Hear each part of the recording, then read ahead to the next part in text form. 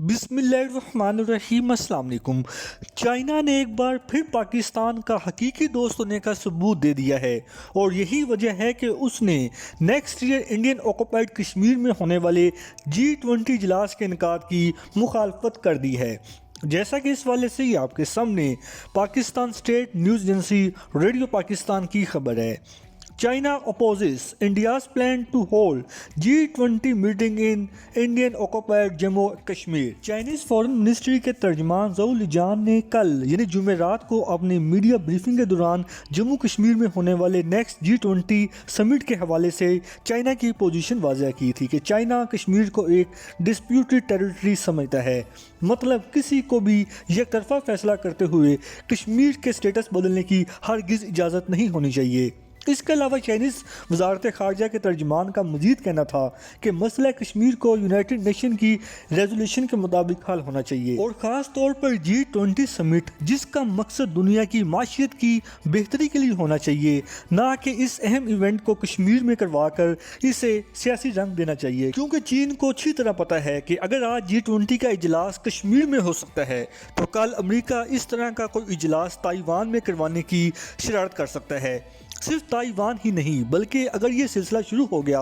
تو پھر دنیا کے کسی بھی ڈسپیوٹڈ لینڈ میں اس طرح کے اجلاس کا ہونا معمول کا حصہ بن جائے گا۔ تو پھر آپ خود سوچیں کہ یونائٹڈ نیشن کی ریزولوشن کے پیچھے کیا حیثیت رہ جاتی ہے۔ اس سے تو بہتر ہے کہ یونائٹڈ نیشن کو ختم ہی کر دیں جب دنیا اس کی بات ماننے کے لیے تیار ہی نہیں۔ باقی جہاں تک چائنا نے جموں کشمیر میں ہونے والے نیکسٹ G20 سمٹ کے انعقاد کی مخالفت کی ہے تو یہ کوئی میرے لیے سرپرائز نہیں تھا، کیونکہ چائنا پاکستان کا وہ وفادار دوست ہے جس نے ہر مشکل وقت میں اس کی مدد کی، پھر چاہے کشمیر کا مسئلہ ہو، سی پیک، FATF یا پاکستان کو معاشی بحران سے نکالنے میں۔ مطلب ہر موقع پر چائنا نے اپنی استعداد سے بڑھ کر پاکستان کی حمایت کی۔ دوسرے لفظوں میں آپ یہ کہہ سکتے ہیں کہ چین کے پاکستان پر اتنے احسانات ہیں کہ اگر ان کا شمار کیا جائے تو یقیناً میرے پاس الفاظ کم پڑ سکتے ہیں، لیکن چائنا کے احسانات زیادہ ہیں۔ سملرلی پاکستان نے بھی ہر موقع پر چائنا کا ڈٹ کر ساتھ دیا، پھر چاہے تائیوان کا ایشو ہو یا چائنا کے بھارت کے ساتھ متنازع علاقوں کا،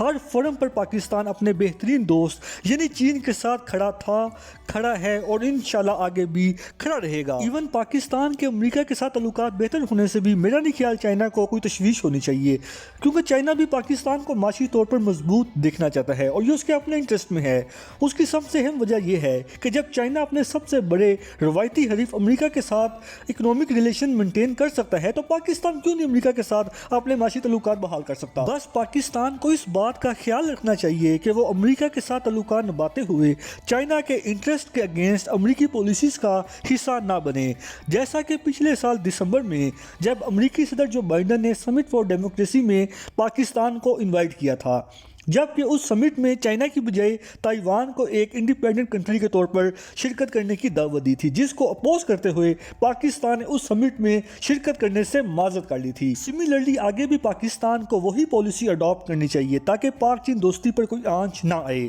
اور آخر میں میری یہ ریکویسٹ ہے کہ خدا را سی پیک کو جلد از جلد کمپلیٹ کر لیا جائے۔ اس سے اتنا فائدہ شاید چائنا کو نہ ہو جتنا کہ اکنامک پوائنٹ آف ویو سے پاکستان کو ہوگا، کیونکہ سی پیک کی غیر معمولی تاخیر کی وجہ سے چائنا کو پاکستان سے کچھ ریزرویشنز ہیں، اور چائنا کے اس والے سے جو خدشات ہیں ان کو جتنا جلد ہو سکے دور کرنا ہی پاکستان کے مفاد میں ہیں۔ ادروائز ہمارا دشمن تو یہ کبھی نہیں چاہتا کہ سی پیک کو کمپلیٹ ہونے دیا جائے، لہٰذا اب پاکستان نے فیصلہ کرنا ہے کہ اس نے اپنے دشمن کو خوش کرنا ہے یا کہ اپنے بہترین دوست یعنی چین کو۔